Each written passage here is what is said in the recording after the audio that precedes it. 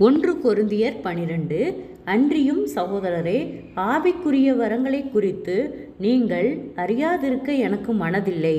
நீங்கள் அஞ்ஞானிகளாய் இருந்தபோது ஏவப்பட்டபடியே ஊமையான விக்கிரகங்களிடத்தில் மனதை செலுத்தினீர்கள் என்று உங்களுக்கு தெரியுமே. ஆதலால் தேவனுடைய ஆவியினாலே பேசுகிற எவனும் இயேசுவை சபிக்கப்பட்டவன் என்று சொல்ல மாட்டான் என்றும், பரிசுத்த ஆவியினாலே அன்றி இயேசுவை கர்த்தர் என்று ஒருவனும் சொல்லக்கூடாதென்றும் உங்களுக்கு தெரிவிக்கிறேன். வரங்களில் வித்தியாசங்கள் உண்டு, ஆவியானவர் ஒருவரே. ஊழியங்களிலேயும் வித்தியாசங்கள் உண்டு, கர்த்தர் ஒருவரே. கிரியைகளிலேயும் வித்தியாசங்கள் உண்டு, எல்லாருக்குள்ளும் எல்லாவற்றையும் நடப்பிக்கிற தேவன் ஒருவரே. ஆவியினுடைய அனுக்கிரகம் அவனவனுடைய பிரயோஜனத்திற்கென்று அளிக்கப்பட்டிருக்கிறது.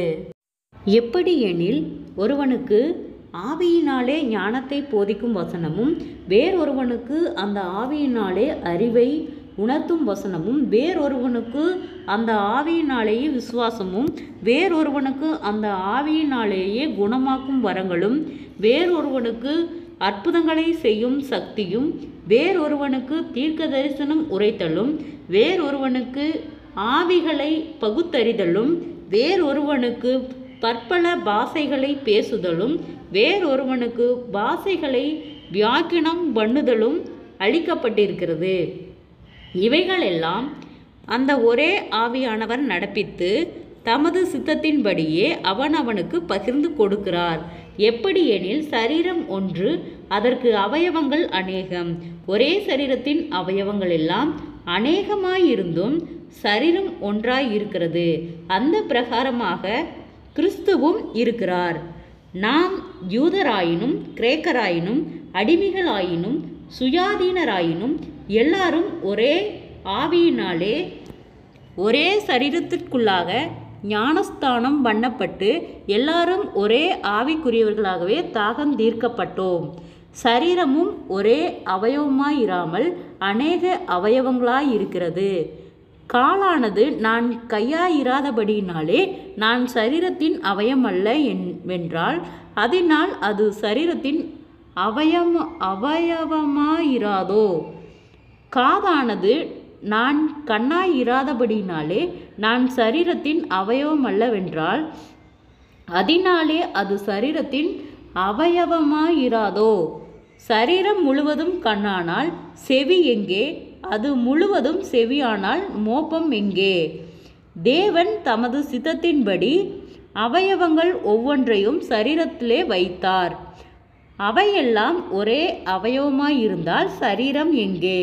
அவயவங்கள் அநேகமாயிருந்தும் சரீரம் ஒன்றே. கண்ணானது கையை பார்த்து நீ எனக்கு வேண்டுவதில்லை என்றும், தலையானது கால்களை நோக்கி நீங்கள் எனக்கு வேண்டுவதில்லை என்றும் சொல்லக்கூடாது. சரீர அவயவங்களில் பலவீனமுள்ளவைகளாய் காணப்படுகிறவைகளே மிகவும் வேண்டியவைகளாய் இருக்கிறது. மேலும் சரீர அவயவங்களில் கனவீனமாய் காணப்படுகிறவைகளுக்கே அதிக கனத்தை கொடுக்கிறோம். நம்மில் லட்சணமில்லாதவைகளே அதிக அலங்காரம் பெறும். நம்மில் லட்சணம் உள்ளவைகளுக்கு அலங்கரிப்பு வேண்டியதில்லை. சரீரத்திலே பிரிவினை உண்டாயிராமல் அவயவங்கள் ஒன்றை குறித்து ஒன்று கவலையாயிருக்கும்படிக்கு தேவன் கனத்தில் குறைவுள்ளதற்கு அதிக கனத்தை கொடுத்து இப்படி சரீரத்தை அமைத்திருக்கிறார். ஆதலால் ஒரு அவயவம் பாடுபட்டால் எல்லா அவயவங்களும் கூட பாடுபடும். ஒரு அவயவம் மகிமைப்பட்டால் எல்லா அவயவங்களும் கூட சந்தோஷப்படும். நீங்களே கிறிஸ்துவின் சரீரமாயும் தனித்தனியே அவயவங்களாயும் இருக்கிறீர்கள். தேவனானவர் சபையிலே முதலாவது அப்போஸ்தலரையும், இரண்டாவது தீர்க்கதரிசிகளையும், மூன்றாவது போதகர்களையும், பின்பு அற்புதங்களையும், பின்பு குணமாக்கும் வரங்களையும், ஊழியங்களையும், ஆளுகைகளையும், பலவித பாஷைகளையும் ஏற்படுத்தினார். எல்லாரும் அப்போஸ்தலர்களா?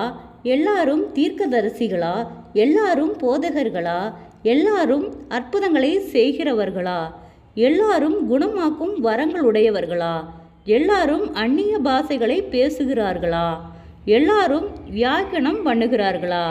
இப்படி இருக்க முக்கியமான வரங்களை நாடுங்கள்.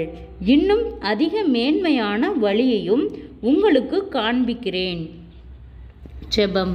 கிருபையாய் நேசிக்கிற நல்ல தகப்பனே, ஆசீர்வாதமான வேலைக்காய் நன்றி செலுத்துகிறோம். இயேசுவின் நாமத்தினாலே 1 கொரிந்தியர் 12வது அதிகாரத்தை தியானிக்க கொடுத்த தயவுக்காய் நன்றி செலுத்துகிறோம்.